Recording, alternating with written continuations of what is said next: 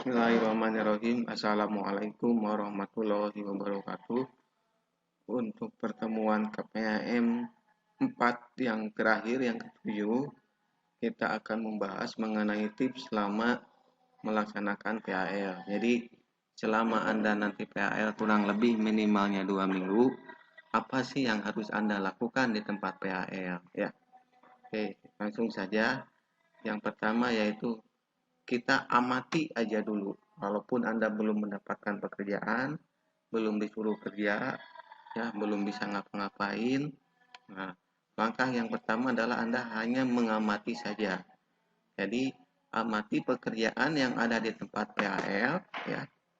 Jadi hanya mengamati saja sampai Anda paham alurnya, walaupun Anda tidak langsung terjun bekerja. Ya, misalkan Anda PAL di tempat laundry. Bagaimana sih alur laundry itu? Oh, pertama pelanggan menyerahkan dulu barang ke petugas laundry. Lalu petugas laundry mencatat, membuat bond, kemudian masukkan ke mesin cuci, kemudian dikeringkan setrika, kemudian nanti diambil dan pembayaran. Nah, alurnya seperti itulah yang harus Anda pahami, ya. Alur pekerjaan yang ada di tempat PAL. Walaupun Anda belum diminta untuk membantu atau bekerja, langkah yang pertama Anda mengamati saja dulu, ya. Yang kedua adalah wawancara. Ya, wawancara itu apa? Bagaimana, ya? Jadi, selama Anda PAL, apabila Anda ada hal-hal yang tidak dimengerti atau ingin ditanyakan, Anda jangan sungkan-sungkan untuk bertanya kepada orang-orang atau pihak-pihak yang terlibat di tempat PAL. Misalkan, kenapa sih untuk pencatatan barang itu harus melalui bagian gudang dulu? Masalahnya apa? Silakan Anda tanyakan, tidak apa-apa, ya. Jadi tujuan kita melaksanakan PA itu bukan hanya praktek saja, tapi juga harus melakukan yang namanya penelitian. Nah, salah satu penelitian itu yaitu adalah melakukan wawancara, yaitu bertanya kepada pihak yang terlibat di lapangan. Apabila ada hal yang tidak dimengerti, tanyakan pula pekerjaan atau sistem yang ada di sana yang masih dikerjakan secara manual. Misalkan Anda menanyakan, Pak, kalau misalkan di bengkel ini sistem yang masih dikerjakan secara manual apa? Oh, di sini sistem penjualan barangnya masih menggunakan bon. Nah, itu berarti manual. Nah, di sanalah kita angkat, ya, sistem yang manual tersebut, kita buatkan sebuah sistem informasi.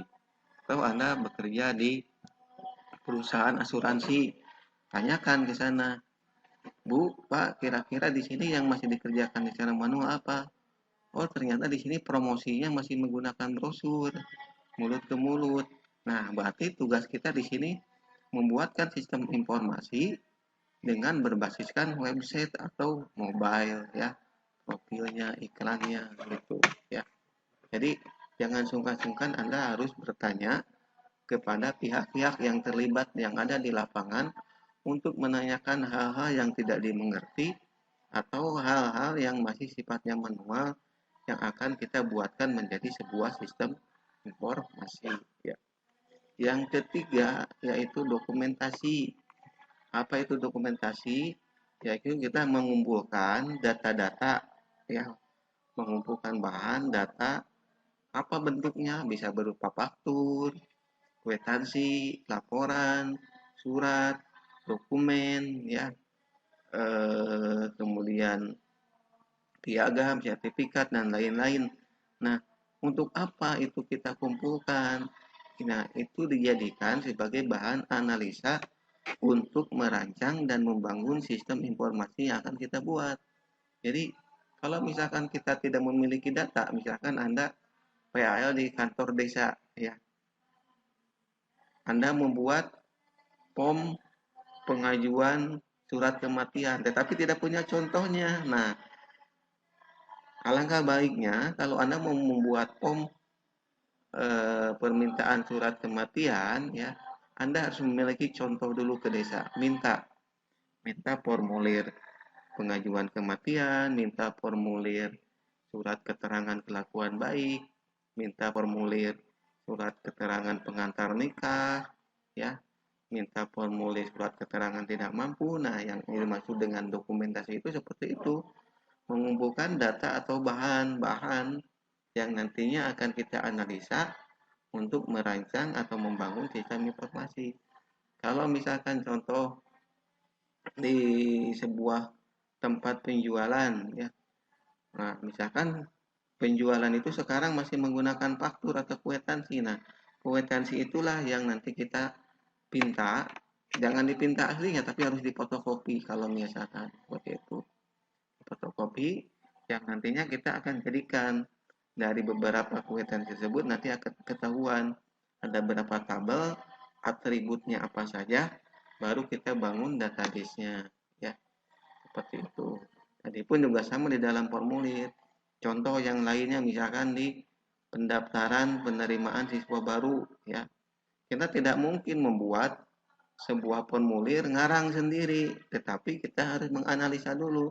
Tanya dulu ke pihak sekolah, ada tidak formulir untuk ngisi siswa baru? Ada. Nah, kalau ada dipinta bukti biaya-biayanya berapa, ininya biaya apa? Agenda pendaftarannya apa, ya, formulirnya, agenda pendaftaran dan lain sebagainya. Nah, nanti kita analisa.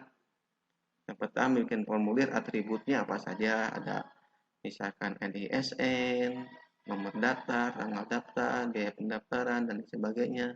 Kita buatkan tabelnya nanti. Kemudian kalau di biaya ada kode biaya, nama biaya, tahun ajaran dan lain sebagainya. Ya, seperti itu. Itu adalah salah satu dokumentasi. Yang keempat yaitu berperan aktif. Jadi selama Anda PAL jangan diam aja, ya. Dari pertama kali datang sampai Anda pulang nggak disuruh-suruh, Anda diam aja. Nah, yang seperti itu yang salah, ya. Seperti robot. Ya, dulu ada mahasiswa yang PAL tidak seperti robot, kalau disuruh dia bergerak, kalau tidak dia diem aja, no HP aja, ya. Jadi kita harus berperan aktif, ya. Kalau tidak ada pekerjaan, Anda harus wajib bertanya, Pak, Bu, adakah pekerjaan yang bisa saya bantu? Nah, itu. Mereka akan senang kalau misalkan kita menawarkan seperti itu, ya. Jadi kalau misalnya kitanya diam saja, ya mereka juga akan sungkan kepada kita. Nah, Pak, Bu, adakah pekerjaan yang bisa saya bantu? Ada apa? Manggul galon. Ya, silakan panggul aja galon, ya, Pak. Ya, itu hanya bercanda. Ya, ada kan dulu yang mahasiswa PAL, Pak, ya PAL-nya disuruh manggul galon, ya. Di mana PAL-nya di pabrik air, ya. Pantesan kalau PAL-nya di pabrik air ya pasti seperti itu. Ya. Asal jangan disuruh sapu-sapu, ya itu Anda bisa menolak. Sapu-sapu atau ngelap-ngelap dan lain sebagainya, ngepel dan sebagainya itu bukan bidang pekerjaan Anda. Jadi pada intinya kalau tidak ada pekerjaan, Anda jangan diam aja, jangan nyawa HP, ya. Tapi Anda harus berperan aktif bertanya, adakah pekerjaan yang bisa saya bantu? Biasanya ya mereka akan senang memberikan pekerjaan kepada Anda, ya. Yang berikutnya adalah yang kelima adalah disiplin, ya. Awas, yang biasanya di kampus datangnya suka terlambat tapi pulangnya suka duluan, kalau di tempat PAL itu jangan diterapkan, ya. Jadi kalau di tempat PAL karyawan itu masuknya jam 8, berarti kita juga masuk jam 8. Jangan mentang-mentang kita, ada saya mau anak KKL, nanti aja masuknya jam 10. Nah, jangan sampai seperti itu. Ya, kita tetap datang harus sama sesuai dengan karyawan yang lain. Karyawan yang lain masuk jam 8, kita datang jam 8 juga. Karyawan yang lain pulang jam 4, kita pulang jam 4 juga, ya. Jadi harus mematuhi aturan. Kenapa? Karena ini kan yang namanya latihan praktek kerja. Kalau Anda sudah terbiasa dengan sistem yang ada di tempat kerja, maka nanti Anda tidak akan tersiksa, maka Anda nanti sudah terbiasa. Tetapi kalau misalkan Anda bikin aturan seenaknya, nah bisa saja, ya, Anda bekerja itu tidak akan lama. paling sebulan 2 bulan Anda udah dipecat. Karena apa? Karena Anda tidak disiplin, ya. Artinya harus disiplin menepati waktu saat jam datang ataupun jam pulang, ya. Dan ingat, jangan sekali-kali bolos tanpa keterangan. Banyak kasus yang terjadi. Dosen pembimbing datang ke lapangan, ternyata mahasiswanya tidak hadir. Dosen pembimbing datang ke lapangan, ternyata mahasiswanya pindah tempat PAL. Jadi intinya gini, kalau misalkan kan nanti Anda udah dapat nih pembimbing program sama pembimbing lapangan PAL. Ada nomor WA-nya. Kalau Anda pindah tempat PAL, Anda segera hubungi dosen pembimbingnya. Pak, saya pindah tempat PAL. Jadi jangan sampai nanti dosen pembimbing datang ke tempat PAL, tetapi Andanya sudah pindah tempat PAL-nya. Atau dosen pembimbing datang ke tempat PAL, Andanya tidak hadir. Ya, bolos. Misalkan seperti itu. Nah, jangan sampai seperti itu, karena itu sudah memalukan nama lembaga, dan kedepannya kalau adik kelas Anda mau PAL lagi di tempat tersebut, kemungkinan besar tidak akan diterima karena kelakuan Anda yang sering bolos, ya. Yang keenam yaitu komunikasi, ya. Jadi kalau ada masalah, baik itu masalah di tempat PAL, baik itu ada masalah di dalam laporan, Anda jangan sungkan-sungkan komunikasikan dengan pembimbing yang ada di lapangan atau dosen pembimbing. Di lapangan misalkan ada permasalahan, ya. Nah, silakan Anda bisa konsultasikan dengan dosen pembimbing. Dengan dosen pembimbing. Nah, kemudian kalau misalkan Anda ada permasalahan di membuat laporan, ya, Anda kan sudah punya pembimbing. Silakan tanyakan kepada dosen pembimbing permasalahannya apa. Jadi intinya harus ada komunikasi.